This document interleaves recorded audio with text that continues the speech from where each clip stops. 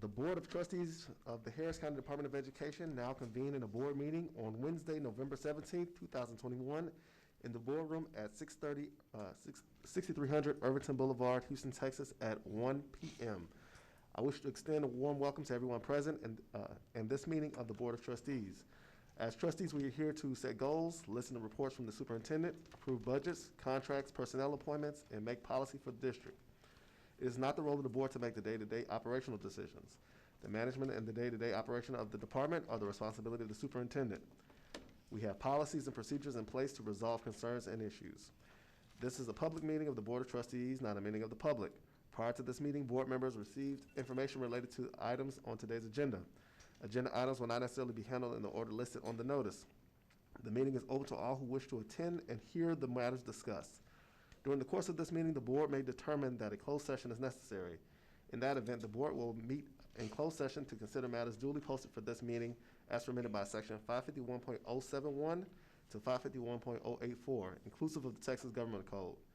I respectfully ask that you please refrain from talking while others are speaking and that cell phones are turned off or in the silent mode. Thank you for taking time today to join us and for your interest in the Harris County Department of Education. All right, so we will now have the invocation from Ileana Gonzalez from the Center of Grants Development.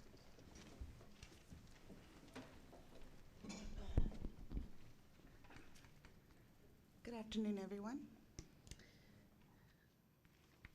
Heavenly Father, we come to you this hour asking for your blessing and help as we gather here today. We pray for guidance in the matters at hand and ask that you would clearly show us how to conduct our work with a spirit of joy and enthusiasm. Give us the desire to find ways to excel in our work. Help us to work together and encourage each other to excellence. We ask that we would challenge each other to reach higher and further to be the best that we can. We ask that in the name of the Lord Jesus Christ, amen. We will now have a pledge of allegiance for the U.S. and the Texas flag from Yolanda Pirtle from Research and Evaluation Institute. I hope I got your last name right, I'm sorry. Pirtle is, yeah, you did it right, thank you. I pledge allegiance to the flag of the United States of America and to the republic for which it stands, one nation, under God, indivisible, with liberty and justice for all. Honor the Texas flag. I pledge allegiance to thee, Texas, one state, under God, one and indivisible.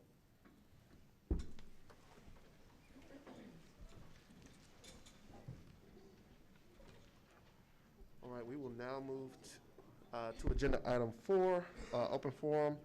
And we didn't get anybody that signed up, so if anybody wants to participate in a board meeting, you have to sign up at least 10 minutes prior, and I have got word that we have not got anybody to sign up for today for the public forum. All right, we'll now move on to agenda item 5A, which we will hear from our Executive Director of Human Resources, Natasha Truitt, for our Employee of the Month.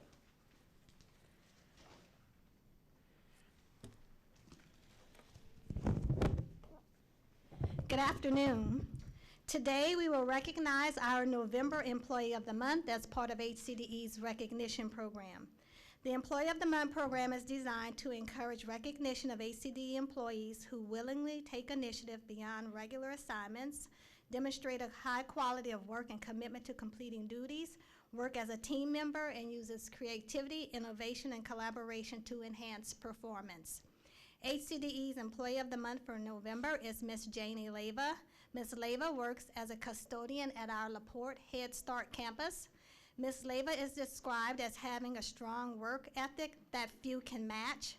Nadia Epps, who serves as the campus manager for LaPorte Head Start, says there isn't anything she can say about Ms. Leva that doesn't make her heart and the hearts of the students and staff fill with joy. Ms. Epps says Ms. Leva is the heart of LaPorte, and she is very kind and loving to students, staff, and families. Ms. Leva treats everyone as if they are her own family. She is very dependable and goes above and beyond the call of duty to get the job done. and Ms. Leva never hesitates to take initiative when various tasks need to be completed. Ms. F says you shouldn't be surprised if you drive up to LaPorte Head Start bright and early and you find Ms. Leva cleaning the parking lot. Ms. Leva believes the parking lot must be clean because it is the first thing that our families notice. Ms. Leva is described as being very flexible and has filled in at various Head Start campuses in the absence of other staff members. She does such a great job at the other campuses that the other campus managers have tried to convince her to stay, but Ms. Leva is loyal to LaPorte. I would now like to share with you a video created by our communications division featuring Ms. Leva.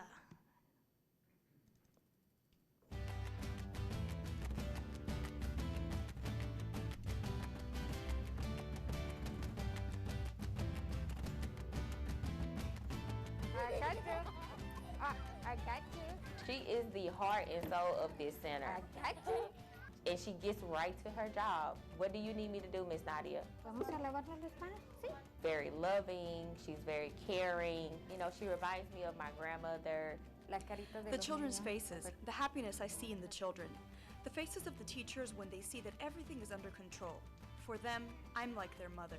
Yo he visto I have y seen and participado. participated with them when they are developing all of their emotions, when they learn the routines that they have to do, organization, communication.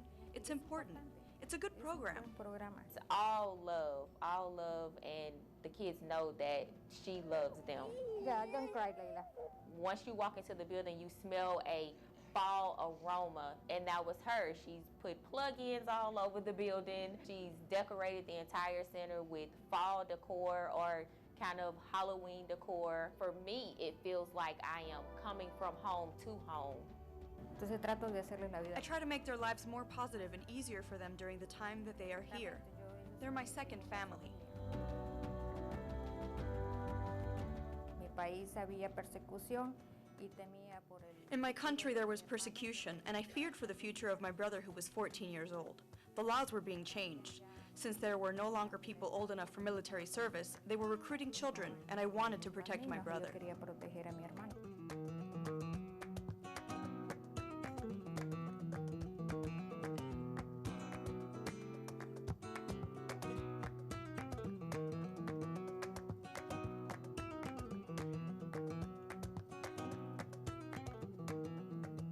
Trabajé en la Casa Nacional. I worked for a regional branch of the National House of Support to the Combatant. When she did not have enough staff, I would accompany the director of the program for the fallen to prepare the dead and present them to their families in the best condition possible. Estamos en un país que tenemos oportunidades. Sea la... We are in a country where we have the opportunity, no matter your political creed, to vote. You can choose. In my former country, the country where I was born, you don't have that opportunity. Anyone who objects, they will Cualquier disappear. persona que se oponga, lo desaparecen. Yo soy sobreviviente de cáncer. I'm a cancer survivor. They gave me 6 months to live. I know that God gave me this time to make the world different for all people, not for myself. We all have to give something for someone else. I'm happy seeing other people happy. Everybody should cherish Ms. Leva as long as they can and really appreciate and take the time out to, you know, get to know her and get as much knowledge as you can from her. She's a rare breed.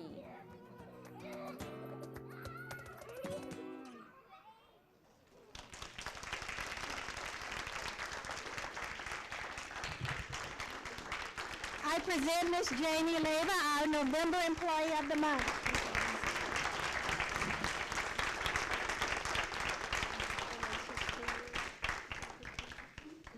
Druid, we'd like to take a photo with her for the board. Go up, Ms. Leva, for your photo.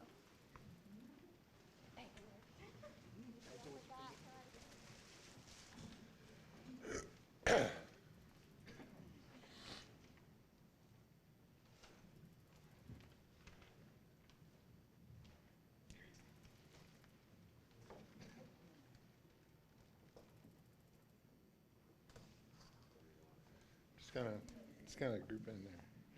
There you go. Come in. There you go. All right. Smile big. This way on 3. 1, 2, 3. One more time. 1, 2, 3. Last one.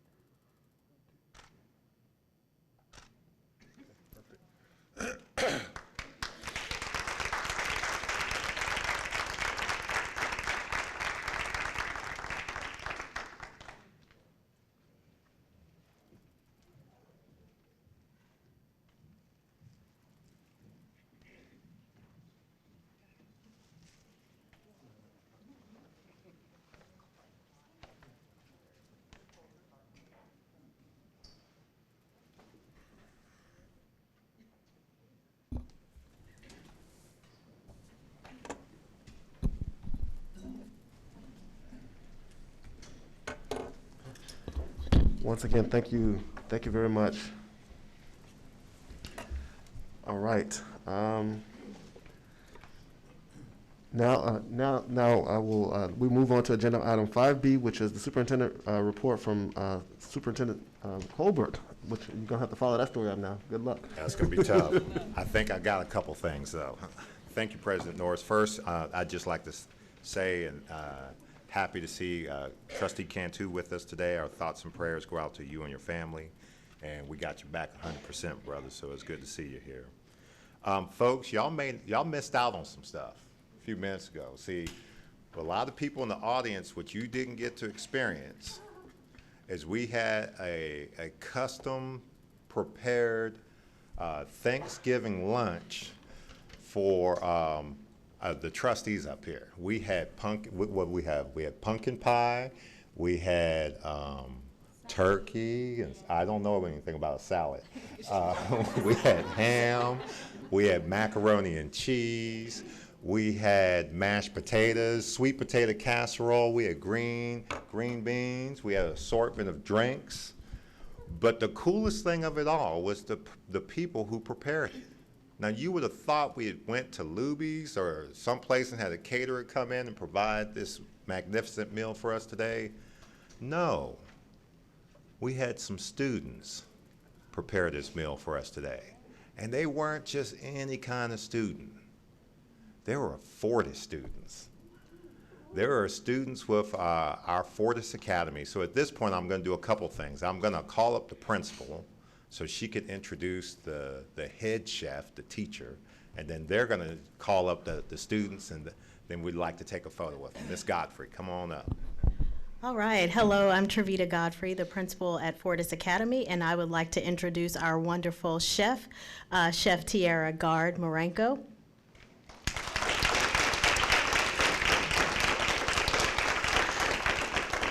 We also have with us today 2 advanced culinary arts students, Mr. Julian Guerrero and Mr. Javier Rodriguez.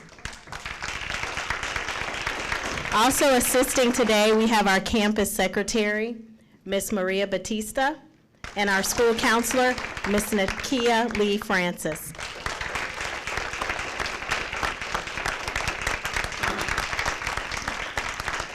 I would just like to say to our what did you call them? Were they master chefs? What was their title? Yes, advanced. Oh, I'm sorry. They were the advanced chefs that y'all have done such a fantastic job. And I'm really, really proud of you. And if you don't mind, we'd like to take a photo with you. Can we do that, folks? Come on.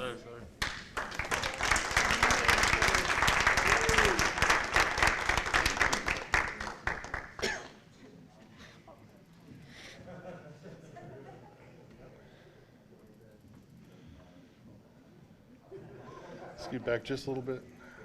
There you go, that's good. Everybody kind of crowd in, tall people in the back.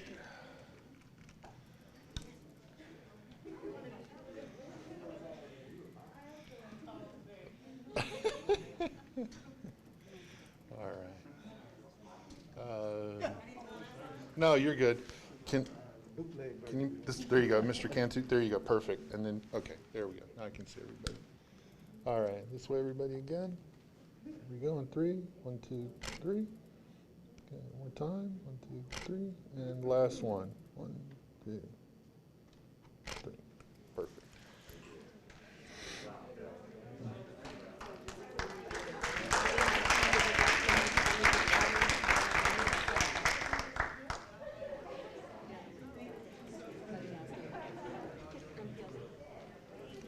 Great work, good job, yes ma'am. Good job.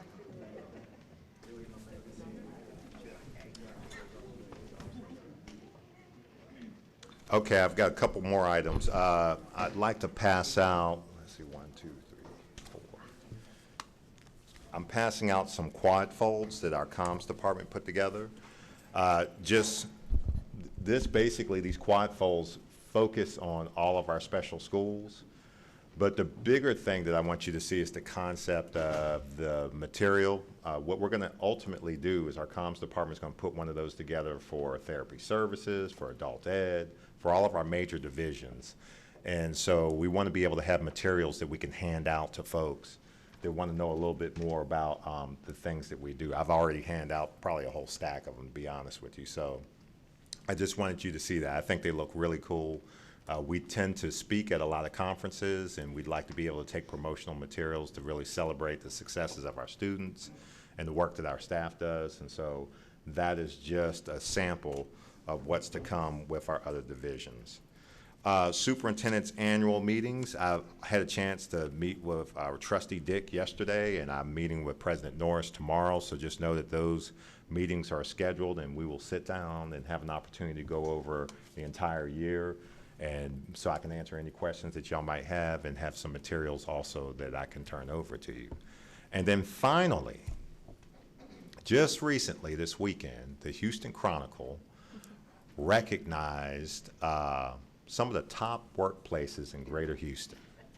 Now, we've done this twice before, and I think we just messed around and did it again. This year, and Ms. Truitt, I might need you to help me. How many companies applied? A little over 3,000. 3,000 companies applied. Hold on, keep your mask off for a second. So 3,000 companies applied to be top workplace in Greater Houston. And the way that they do that is that they ultimately a survey goes out to all the staff, and the staff has to fill out a survey, and then they have criteria to determine, you know, whether you advance on. How many companies advanced on to the final list, and then we'll get to the large ones? I believe it was 175. So 3,000 companies applied, 135? 75 made the cut. How many of that 175 were in the large division, which is the division we're in? I believe it was 43 were in the large employer. 43 out of the 3,000. And Harris County Department of Education finished 17th out of all of those.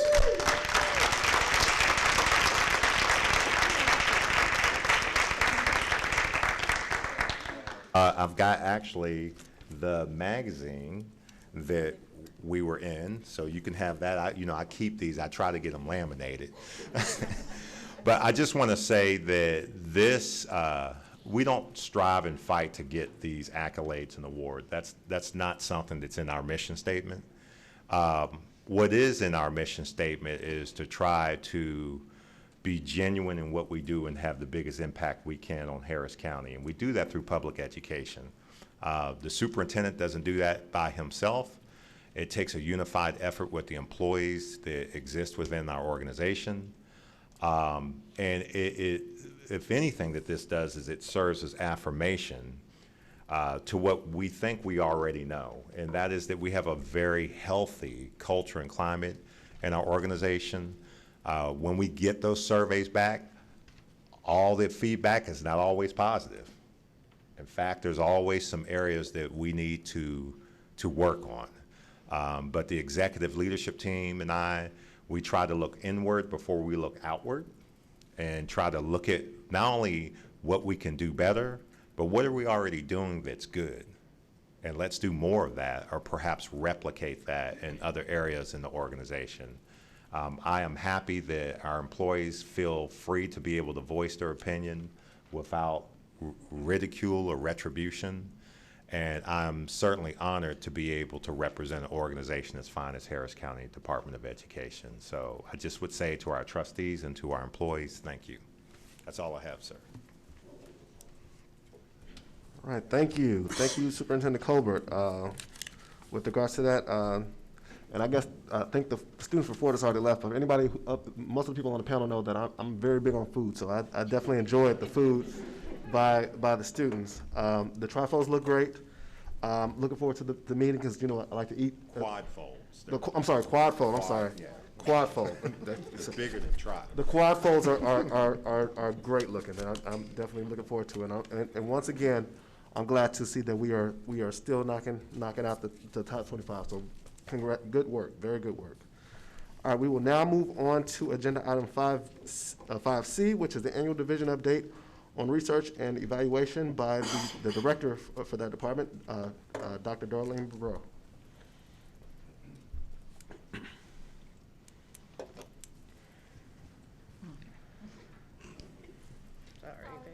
No problem. Well, good evening, everyone, and to President Norris, Board of Trustees, and Superintendent Colbert, I would like to begin by introducing my team. Okay, we'll start with Saida Arias, and she's from Phoenix, Arizona. Rizwan Hussain, who's from Lahore, Punjab, which is Pakistan. Yolanda Pirtle, Jackson, Mississippi. Dr. Yi Ren, who's home with a sick baby. She's from Guilin, Guangxi, China. Lakita Holmes, Houston, Texas. Rosemary Pacheco, Delano, California. Dr. Natalia Assis, Belo Horizonte, Brazil. And then myself from wild and wonderful West Virginia. Now, you may ask why I chose to introduce ourselves with our place of origin. Is because I believe that having such a diverse group and with such diverse perspectives brings so much value from our team. So let's give them a hand.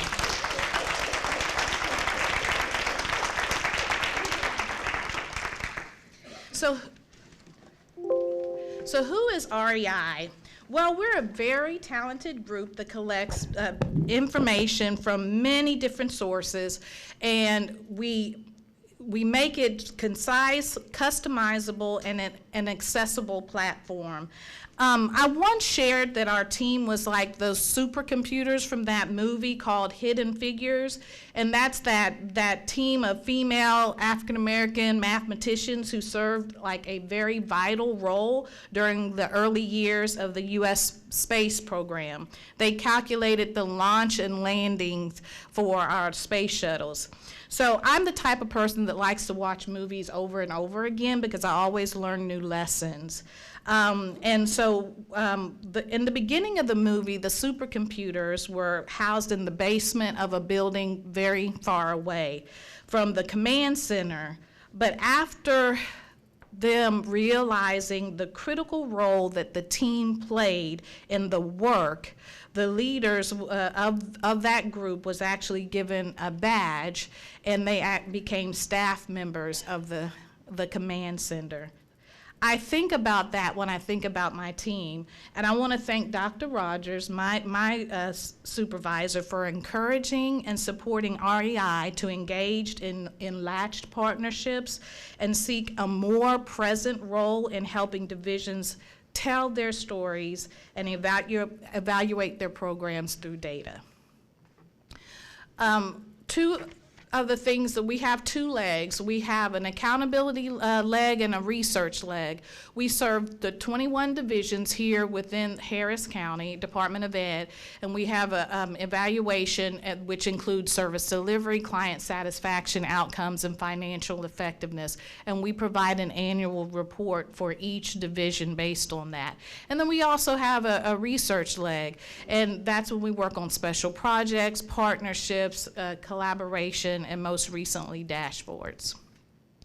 So talking about special projects, I was happy to be a part of the COVID-19 reentry task force, and I would like to commend Ms. Natasha Truitt, our HR director, for partnering with me as we took on that monumental challenge of bringing our staff back safely.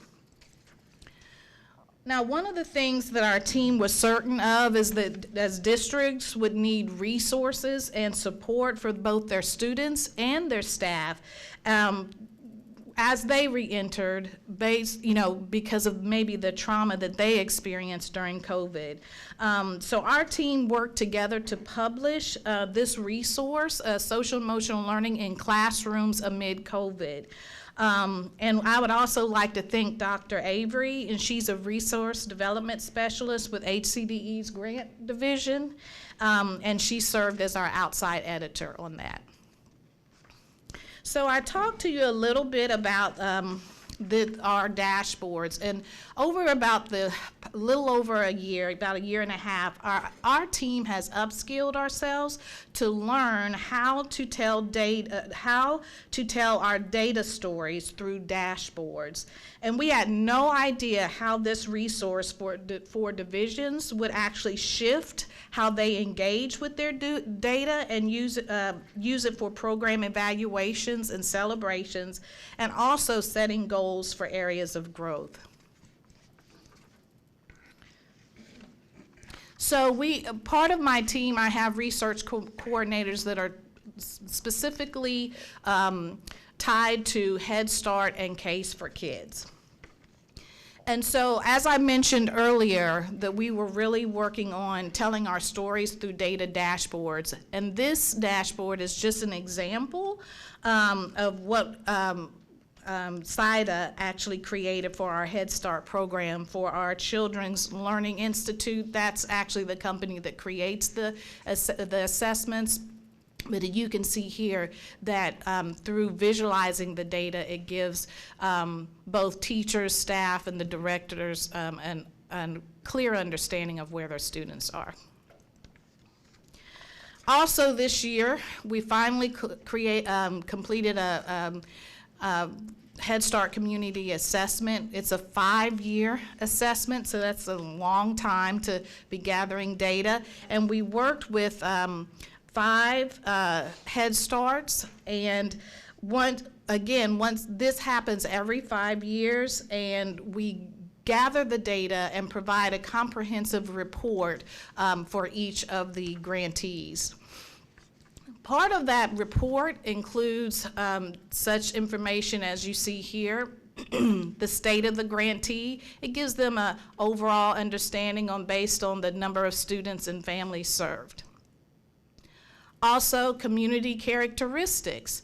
For HCDE service area, you can break it down by age and how many children under 5 live below poverty. So it's a pretty detailed report. It even breaks it down by ethnicity. Also, we share about the child development programs and the estimate number of eligible children that reside in those areas. So again, this is a very comprehensive report. I just pulled out just a few of the things that we share with the grantees. Excuse me. And also, I have Lakita Holmes, who is totally dedicated to our Case for Kids division. And one of the things that we are working on for CASE is actually mapping out all the CASE programs across Harris County. One of the things that we're most proud of is our client satisfaction. And this year, we are proud to say that HCDE employees expressed a 98% satisfaction rate with research and evaluation. And so I'm super, super proud of that. Some of our challenges are, again, just providing quality and timely deliverables for real-time data decision-making. Anytime you're gathering data, it needs to be both accurate and timely. Also, developing partnerships that can enhance opportunities for high-impact research. And balancing both internal and external needs. We're just hitting the top of the iceberg, especially with our dashboards, with serving our divisions internally, but we are also serving external clients. Actually, this past week, I got 2 inquiries, one for research with our Head Start program and another one for a program evaluation. So, you know, it's quite a bit. And then also, we want to increase our visibility in the educational and research communities. And that concludes REI. Yes, I'd just like to say that REI has When they did the dashboard, it really took me for a loop. One, it's visually pleasing, but two, the wealth of information that we're able to get at just a glance inspired me to think that we need to be doing that for all of our programs. And so REI's got a significant challenge ahead of them, because I desire to be able to have dashboards like that for all the services that we provide out to the county, because we need to start objectifying our successes instead of telling stories about it. We need to be able to show the growth and the impact we're having on students, and services and teachers, whoever we come in contact with. So they've got plenty of work ahead of them to do, and I'm really looking forward to that. So I want to thank you for your leadership and your team. Thank you so much. Thank you very much. And I will just, I want to ask a question. First of all, thank you, and I'll also kudos to you. I saw, and outside of this, you actually, a lot of people don't know, Dr. Burrow is actually a trustee in A-League. She got reelected, and I saw, I think Mayor Turner showed up to your swearing-in, and I was like, yeah. So, yeah, when I got sworn in, my wife and kids showed up, and that was all who came. No mayor, no representatives, but.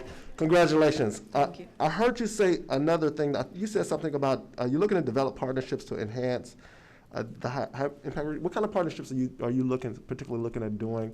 What kind of partnerships did your department trying to show? I know it sounds like Superintendent Coper has a lot of work for you, but I'm just curious on what kind of partnerships you're more interested in doing. Well, other than our internal partnerships, we want to make sure that we're providing the best resource and support for our internal divisions.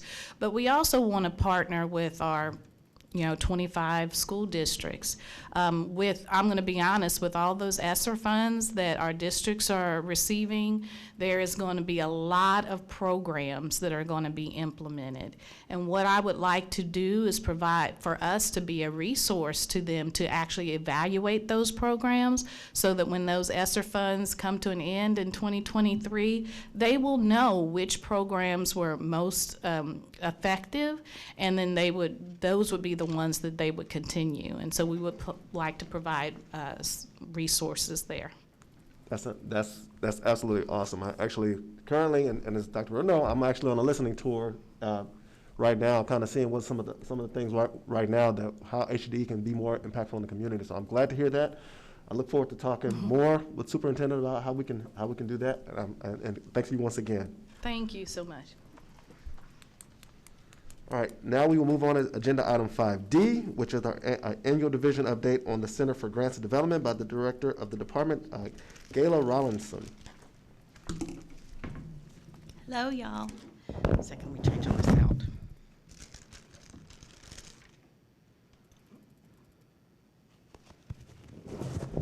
Yeah. Can y'all hear me? Sometimes my voice is pretty light. And all these things are always so tall, and I'm so short. So it's great.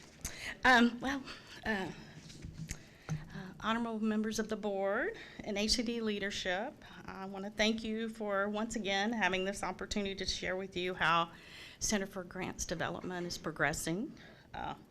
First off, I'd like to introduce my staff. If I could have them stand, please. I have Joyce Akins, Dr. Vida L. Avery, who's already gotten a shout out, Crystal Johnson, Charvon Pipkins Kamalia, and I have Ileana Gonzalez, which you've also seen as well.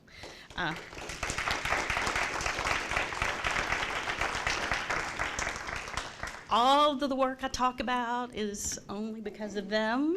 They make the day-to-day operations happen. So I'm always thankful to have them on my team. We were asked kind of to share the services we provide within our division. As you'll note here, we work closely with HCD external service divisions to create new or enhance or expand existing initiatives. And you should have gotten the presentation in advance. We do quite a bit of intense work with many of the divisions. In many cases, this does require collaboration. Most grants require that you collaborate with others outside your organization, which are school districts, charter schools, other educational entities. And so we do quite a bit of work with the divisions as well. I must acknowledge those divisions that we work with, because without them, there's nothing that we could do. Their capacity to develop programs that meet funding guidance, their ability to administer grants, and to do that in such a way that for 23 years since I've been here, it's just been phenomenal to see the growth of grants for HCD. We went from $4.6 million a year in FY 1998, Jesus, tell me if I'm right or wrong, to 30-something million a year now. And we've done that for many, many years. And that's a testament also to the work that Jesus' team does. And I say this because we can't do this in isolation. This is all a collaboration with the divisions. And when I say we, it's not just our team, it's HCDE. We are a grant-ready organization, and I always have felt very fortunate for these past almost 23 years to have been here. So also, we work with districts, and we do work with them as well. We've extended our grant assistance services to school districts and charters. We do customized funding research, announcements of classroom grants, all different types of things. We'll review proposals for them. We'll assess, opportunities with them. We include them in grant collaboratives. We do everything we can to support the 25 districts, 35 plus charters in our community. They've come to a lot of our training over the years, to the point in some districts have people who used to work at HCD in some of our programs. To get to the real good stuff. Last year, in collaboration with the divisions, HCD received awards of over $44 million, $27 million just annual.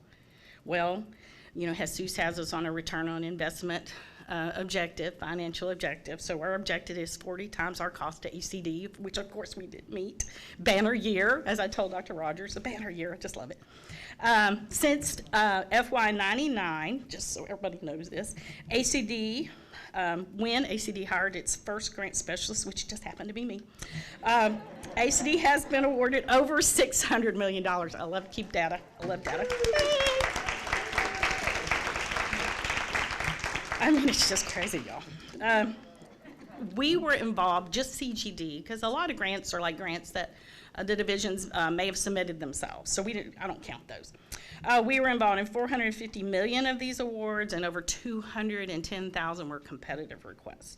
So to get to the real numbers, these dollars helped HCD serve over 450,000 infants, children, youth, and adults in collaboration with the local community. And I don't think I'm counting all our numbers. I think that's conservative.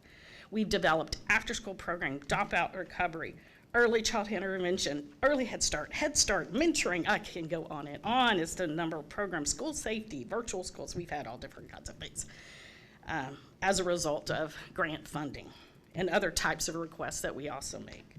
The next slide just address the number of requests and number of awards, and also included some information as to how the dollars are distributed as well. So you'll see those in some tree maps that I provided. Actually, those are here. So ultimately, when we get to the dollars awarded, because that's where I like to go, dollars awarded, Head Start and CASE lead the divisions in the amount of monies that they received this past year and were awarded. Some of our division highlights, as you can see here, we work at ways to support local and national communities. We support our field and the local community by not only offering grant-related sessions, but we participate on local and national committees and boards. You will see on our list here that Dr. Avery recently received an award from the Association of Fundraising Professionals for the Greater Houston chapter, and so for professional advancement, so she's back there. Mm-hmm. So, and then our additional, the highlights that kind of connect everything together. We joined 8 divisions to submit 133 requests, and those range from school district bid proposals, sponsorships, donations, corporate and foundation proposals. We served over 4,000 clients from 196 organizations with our research, funding research, grant writing training, reviews and comments, technical consultations. You don't know how many calls we get. And then all the webinars and virtual sessions that we've held as well. We also collect information in our office and receive the reports as it relates to donations and sponsorships. So we acknowledge our sponsors and our donors, and we provide that report to the business office so that it can be reported to you. There's a lot of trends that are going on in the corporate, foundation, government grant communities. They want to see existing collaborations. You know, as a result of the fingerprinting, we're seeing, you know, where we need to have existing relationships with our contractors in order to include them on the grants. I could talk about a lot about that. So, you know, there's a lot of detail when it comes to that kind of stuff that's going on and the trends that we're seeing and that we will continue to see. Our organization has done really well at really considering and trying to avoid missing opportunities. We encourage and engage in more collaborative endeavors. I mean, we're a good example, a great example actually, HCDE is, of how grants can elevate practice and transform people's lives. I mean, it's really literally done that in many cases. So, you know, just through initiating and enhancing the programs that we have. So I thank you for these many years that I've been able to be part of this. So I appreciate you. Do you have any questions? Oh, you're welcome. No. I would just like to say that, so some of y'all may not know, Gayla is going to be retiring in the next few months, you know. And not allowed. Yeah. And, you know, it's interesting because we don't have many people who have been with HCDE as long as you have. And so she really serves as one of the cornerstones of this organization. You're the first and only director I think we've had of grants. And so she makes her job look easy because she hires well also. And so just really appreciate you. You've been very responsive and very supportive, and her division really supports not only Head Start, but even some of the other Head Starts around, you know. So just a fantastic job, and we are absolutely going to miss you. So enjoy retirement. Thank you. Thank you.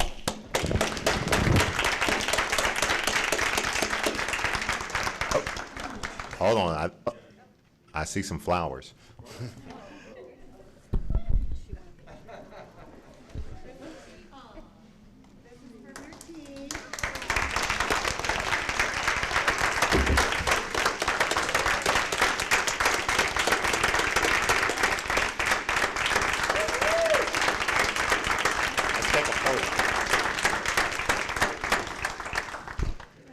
Mr. Allison, we want to get a photo with you. Can you come up here to the front? The board would like to get a quick photo. That's okay with you?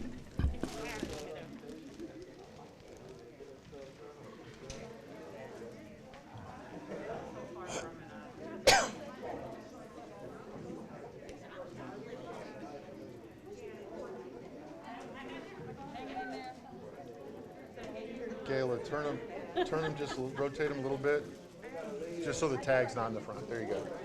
All right. There you go. All right. Okay. This way, everybody. Smiles. 1, 2, 3. One more time. And last one. Big smile. Everybody say money. That's perfect. That works.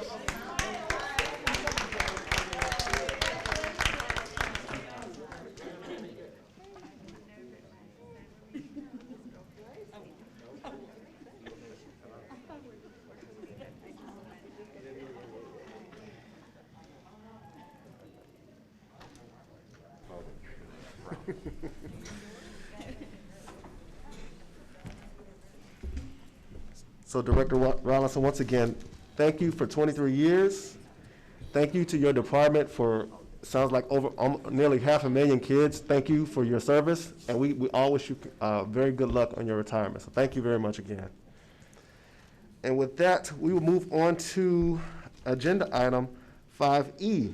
This is other reports from board members concerning attendance or participation in board or HCDE related conference, event, activity, or committee accolades for HCDE staff member or other deserving person. Trustee Duhan? I have an accommodation.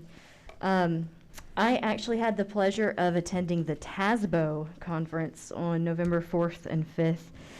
I did not attend with a board trustee tag or anything like that, so I was able to actually walk around to the vendors and say, but you hear about Choice Partners? Did you go to that one? Because that's really cool, y'all. So I actually brought several of the vendors over there, and they were like, good job. So it was very nice. But I want to accommodate Jeff Drury for him and his team for always having a heavy presence in the association conferences. Y'all do a great job. We really appreciate you. Specifically, though, our very own Stephen Kendrick was a speaker on the keynote panel for the conference for deep freeze preparedness. His team was clear that he accommodated himself enough and he did not need any more accommodation. But I do want to mention that he is a senior manager of the facilities plannings for HCDE, and he's a current president of the Texas Gulf Coast Maintenance and Operations Association. And so he is a real asset to this organization. Having him out and about at these associations makes a big difference for us. And so I just wanted to accommodate him, Stephen Kendrick, Jeff Drury, and the Choice Partners team for all the hard work. Thank you, guys.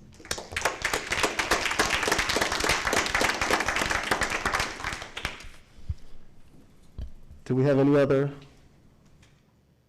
And I guess right now, actually, I'll make a personal thing. One thing that we didn't realize, I think a couple of weeks ago, Superintendent Colbert and I were having a phone conversation, a random phone conversation. She said, you know what, Danny, I think you might actually be the first African-American board president we've ever had. We didn't realize it, though. And come to find out, as of last week after some research, and actually it's true.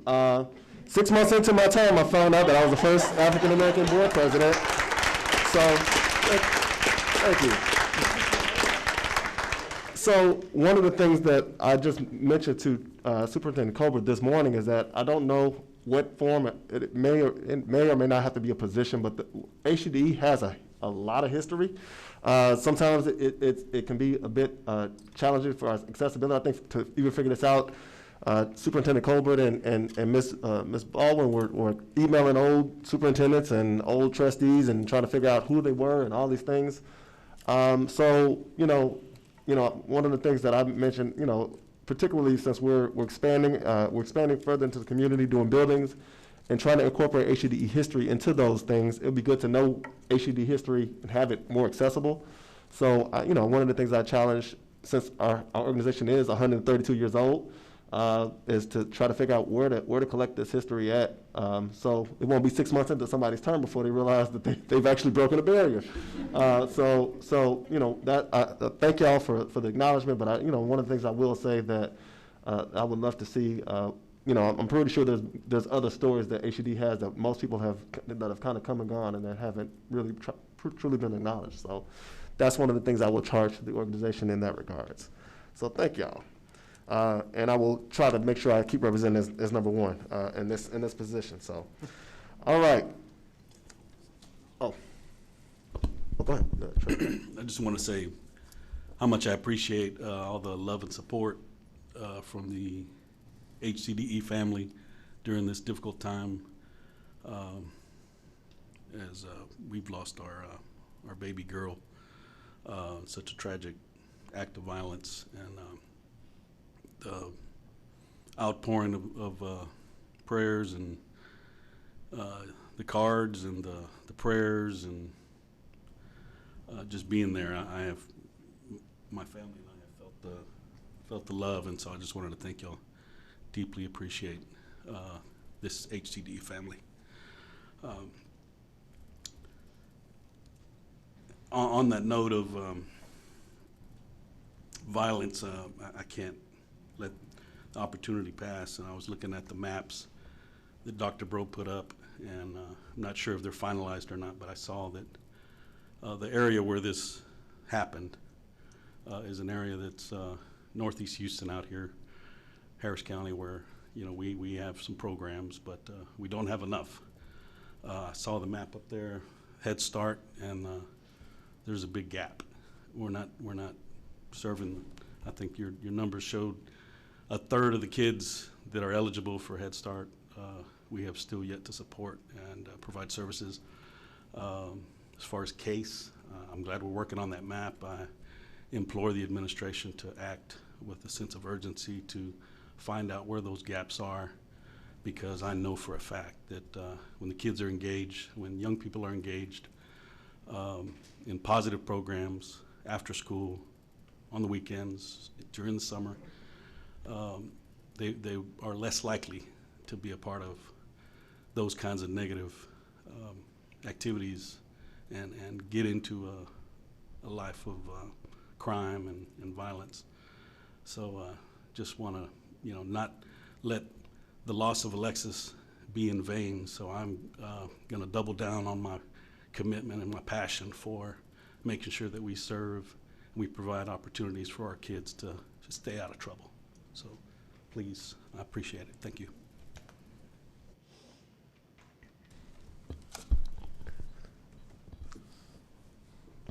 Thank you, Trustee Cantu, Vice President Cantu, and we are continually praying with you, and we will continue to lend our prayers and love and support as much as we can. So, and thank you for being here. You had every reason to not be here, and we appreciate your presence. We know that that's because you are seriously committed to this cause. So we thank you for being here, and we're going to continue to pray for you and your family.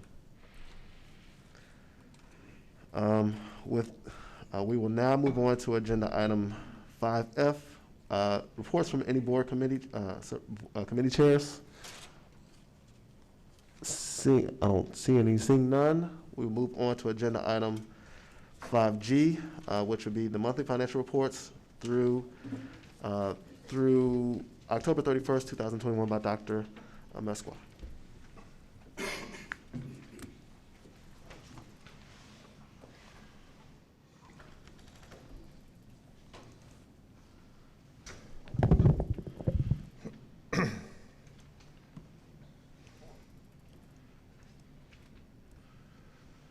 The financial highlights as of October 31st, 2021. I'd like to take a time to introduce our new Chief Accounting Officer. You heard her sister-in-law, but Ms. Marcia Leiva, she's a new Chief Accounting Officer. It's her first meeting.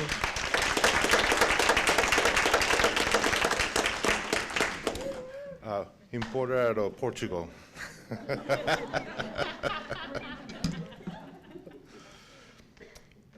Our highlights for, again, that we have a budget amendment report, and all our information is posted on our website.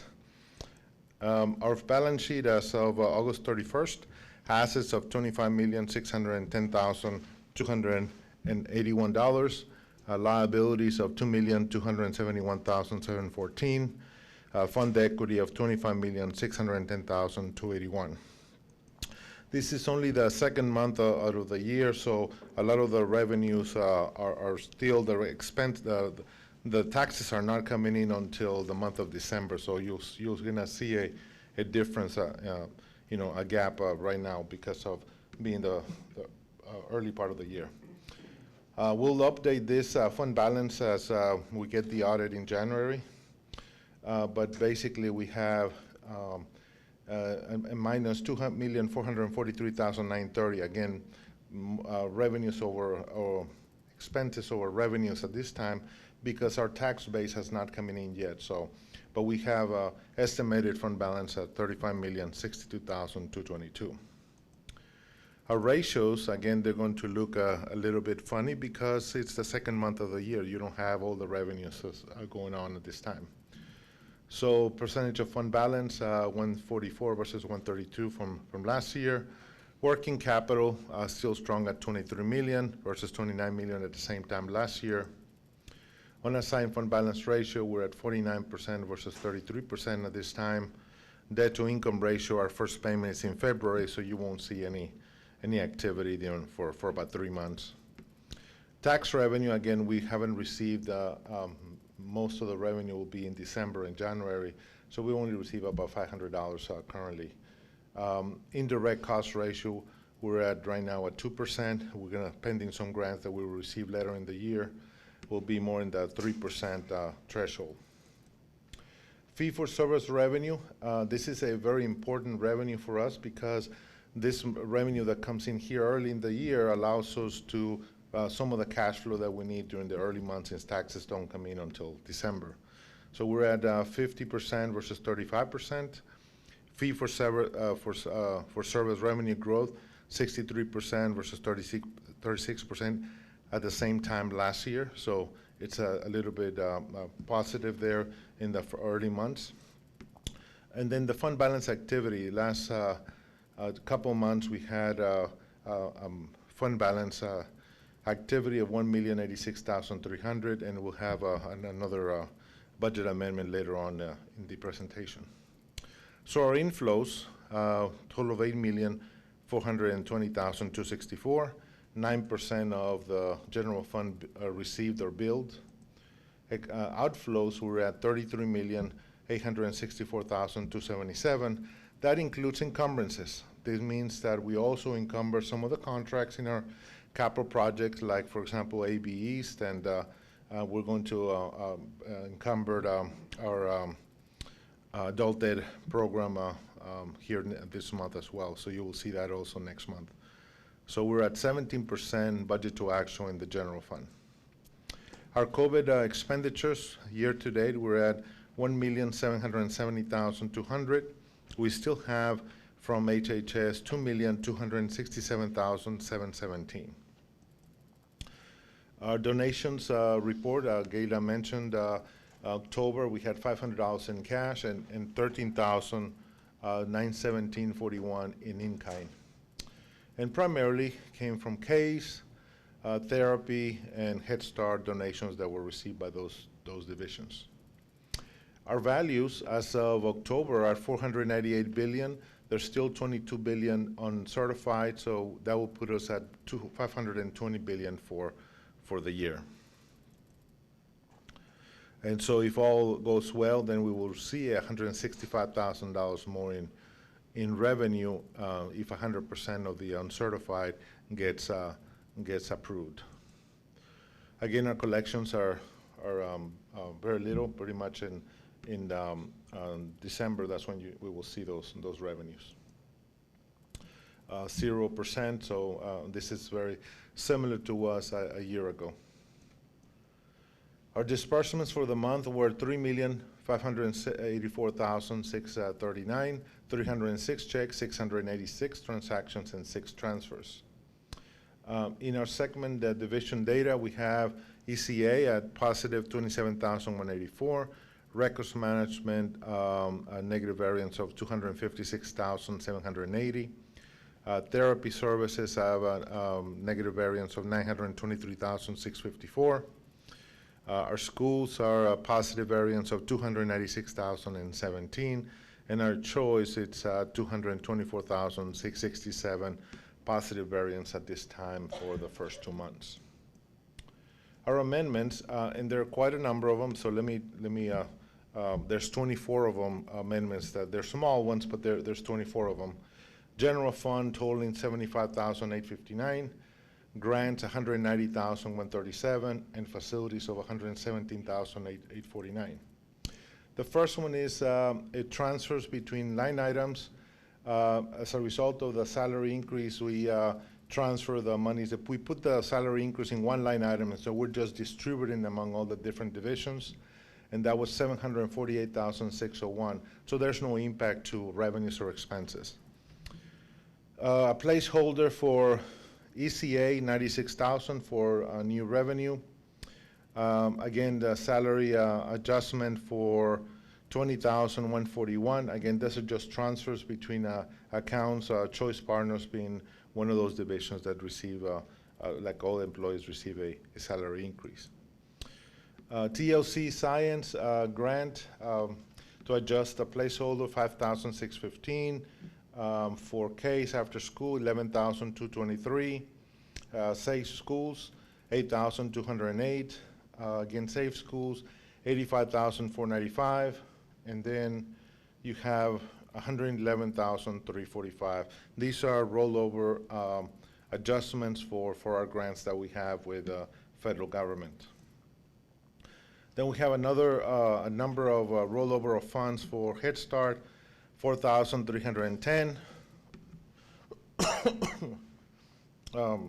632,401. Head Start Coolwood, 423. Disaster Assistance, 45,062. Head Start, also 38,561. Fund 214, Early Head Start Expansion, $121,058. Adult Ed, again, the rollover of the grant, $136,299. Dallas College Foundation grant, $50,000. And we have in-kind for JAMS Foundation, $12,794. Case for partnership, rollover placeholder, $111,309. Case County Connection, rollover as well, $221,461. School violence grant, again, roll forward at $43,300. Coolwood Disaster Assistance, $29,429. Early Head Start Training, $1,678. Non-federal share of the Head Start, $949,645. And then EL Civics, $96,108. And then Facilities Fund, $117,849. Our foundation equity is $1,048,536. And that includes some of the transfers that from HCDE to the foundation. We have disbursements of $15,030. And that includes the $200,000 and $400,000 that were made in the month of October the 22nd. The PFC and revenue projects, there's actually a report on the small business program that's in your packet, and I have an extra copy of the report that I can distribute. Let me do that at this time.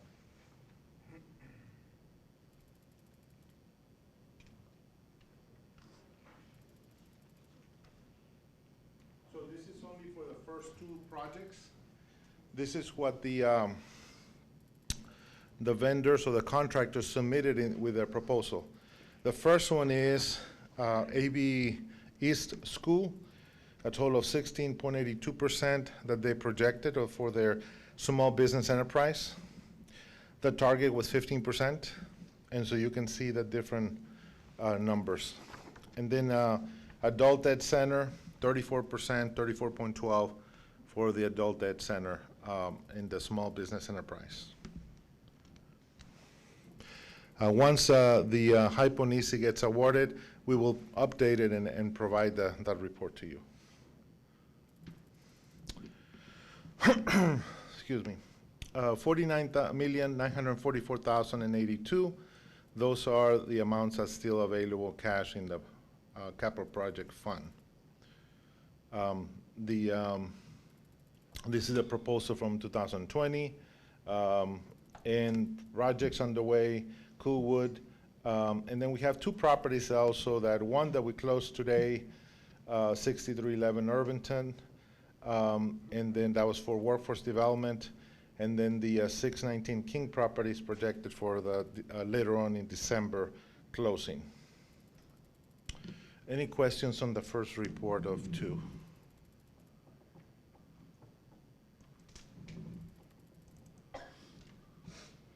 The second one is our investment report.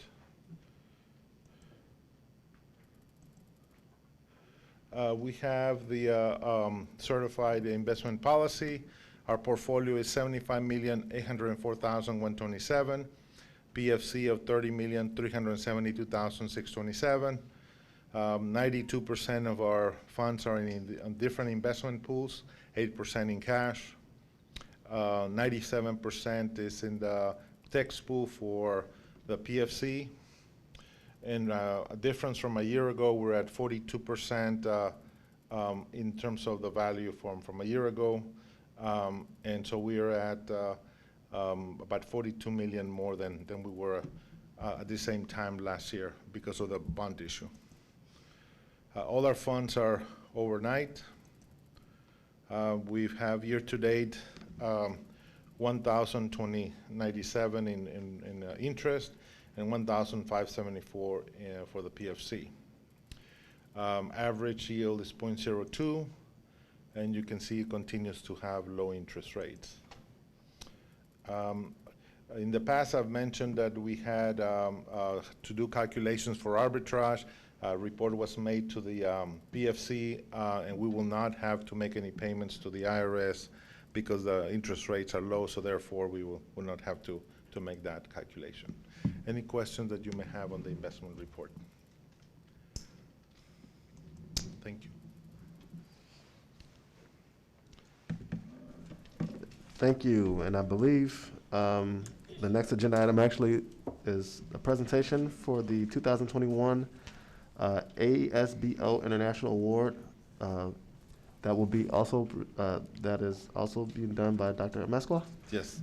The Association of School Business Officials, this is the 13th year that we participate in this program, and we filled out, they sent us a new plaque because we already filled all the slots, so this is the 13th year. So again, it is called the Meritorious Budget Award for school districts and to participate in that budget presentation. So I'll distribute it to you.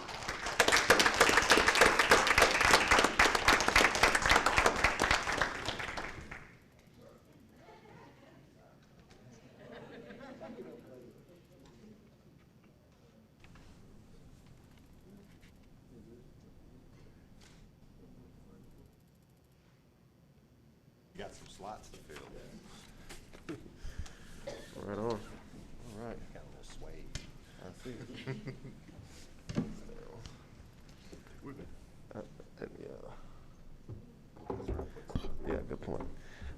I appreciate that. And once again, I think I've said this before, and as board members, a big part of what we do are the finances, the budget, the big ticket items, and it is so good to know that we are in good hands because we are not getting, we're not having to come do any major reforms. So thank you, Dr. Mescla, for what you do and keeping us on the up and up where we can focus on moving forward instead of having to clean up. So thank you very much. Appreciate it.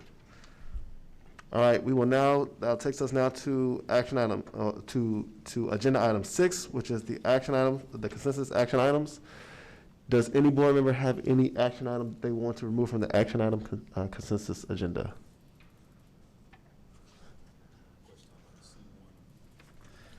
C1. Any others?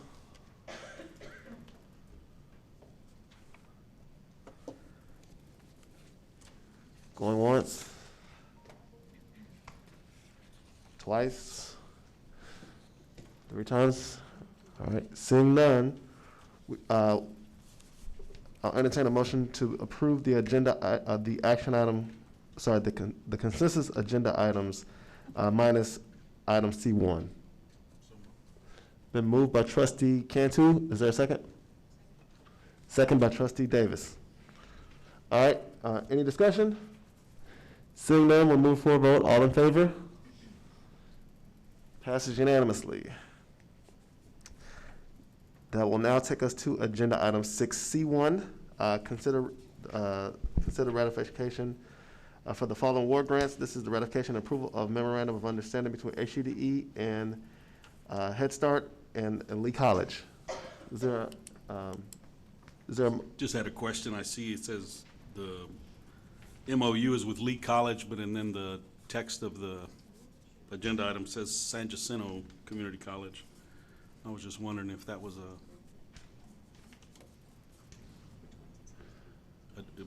a typo, or if that. We actually have agreements with both. So I have to figure out where the adjustments started at. Because we do coursework for CDA with both Lee and San Jacinto. You want to move this one for later so she can figure out what it's for? Okay, And yeah. there's no motion, so you can just come back to it. Well, and I would say. Can we have a friendly amendment? I think where the problem is even though we do work with both of them, which one are we approving? Is it for Lee or for San Jacinto? And that was an It's excellent San catch, by Jacinto. the way. It should be San Jacinto. Say that again? It should be San Jacinto. So, Ms. Langlois, will there need to be an amendment to the way the action item is There's, written? there's no motion currently, so if whoever makes the motion, if they could please state to approve the item for the MOU between HCD Head Start and San Jacinto Community College District. That would be great. I so move. It's been moved as proposed by our attorney or board counsel. And so it's been moved by trustee Cantu, been seconded by trustee Dick. Any discussion? Well, seeing none, we'll move for a vote. All in favor? Passes unanimously.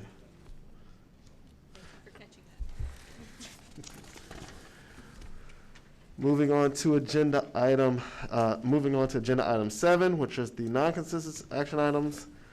We will move to agenda item 7A, which is consider award of CSP 21/073 year for the new High Point East Middle School and C.A. Walker construction in the amount of $7,271,000. Moved by trustee Cantu. Is there a second? Second by trustee Hinojosa. Any discussion?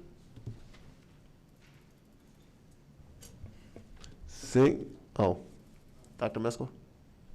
We had 13 vendors that were evaluated and recommending the lowest proposal and value for the district.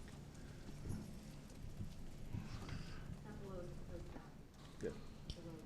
The lowest cost, but also is the best value for the organization. All right. Any other discussion on agenda item 7A? Seeing none, we're moving for a vote. All in favor? Passes unanimously. Moving on to agenda item 7B, consideration and approval of a resolution. This is for the defense and redemption of certain Harris County Department of Education public facilities lease revenue bonds. It's been moved by trustee Cantu. Is there a second? Second. Second by trustee Hinojosa. Any discussion? This information is necessary in order for us to defease the 2014 bonds that were still pending for the adult ed program that we're going to tear down a building that was still with some of the bonds that were outstanding. And so we're going to pay out the bonds. It's approximately one payment was this year already, and it's only $320,000 for next year. So we're just going to pay it sooner rather than the next year. And so in order to do that, we need to defease the bonds and then go ahead and proceed with the demolition. All right. Any other questions or discussion? Seeing none, we'll move for a vote. All in favor? Passes unanimously. On to agenda item 7C, which is consider approval of amendment to resolution which grants COVID leave days approved by the board on August 18th, 2021. So moved. Moved by trustee Brown, seconded by trustee Cantu. Any discussion? Passing it out right now.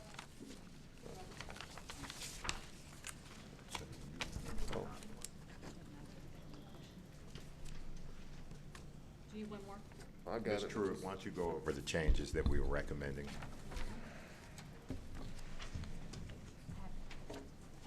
I have a question. She's gonna go over that. At the last board meeting, it was requested that we consider allowing employees to use COVID leave days if a child of the employee tests positive for COVID. So the original resolution that was approved by the board back in August has been amended to allow the employee to be able to use those days in the event an employee child tests positive So if you look at just number 2, kind of defines that if the employee provides confirmation of a positive test for the employee's child to the department, the employee can use the leave days. And then we define child to include the employee's minor son or daughter, including a biological, adopted, or foster child, a stepchild, a legal ward, or a child for whom the employee stands in loco parentis. And this is taken out of our current local board policy where we have the definition of a child. Oh, and I don't remember what that little minor change was. The change, the minor tweak from board policy's definition is that the definition of child in the resolution, it says for a minor son or daughter. Gotcha. Okay. And I think the date of that board meeting was the 18th, I believe. I just looked. I think on the resolution it says the 19th, but I think it's the 18th. It says the 18th on the agenda, I think, but it says the 19th on the actual resolution. It sure does. Thank you, Trustee Norris.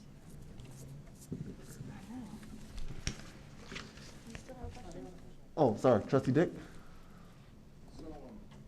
My question is, and since the officers are on this, why isn't the second vice president, is there a reason why the second vice president isn't on this as well?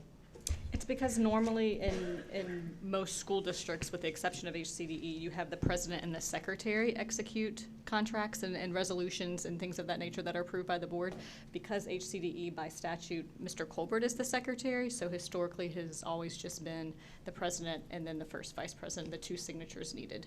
Understood, but previously we hadn't had a second vice president either.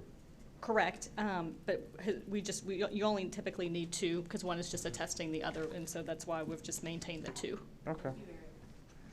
I'm just wondering. Trustee Hinojosa? The total days for leave remain the same? Yes, 8 COVID leave days, yes. Any other questions or discussion? Oh, turning the mic, Trustee Davis. I know it's unpredictable, but in the event, I mean, it's June 30th, 2022, so I guess it would be revised and looked at again per where we are within this. So if COVID continued, this Yeah. is mirroring all the COVID resolutions you've done in the past for this fiscal year. And so if, God forbid, COVID continues, that then the administration would bring to the board recommendations for additional COVID-related measures, like additional COVID leave days, if that becomes warranted. Okay. Any other questions or discussion? Seeing none, we'll move it for a vote. All in favor? Passes unanimously. All right, that will take us to agenda item 8, which is executive session. Under the Texas Government Code, pursuant to any and all purposes permitted by Section 551.01 to 551.084, including but not limited to 551.071 and 074. We now go to executive session at 2:18 p.m.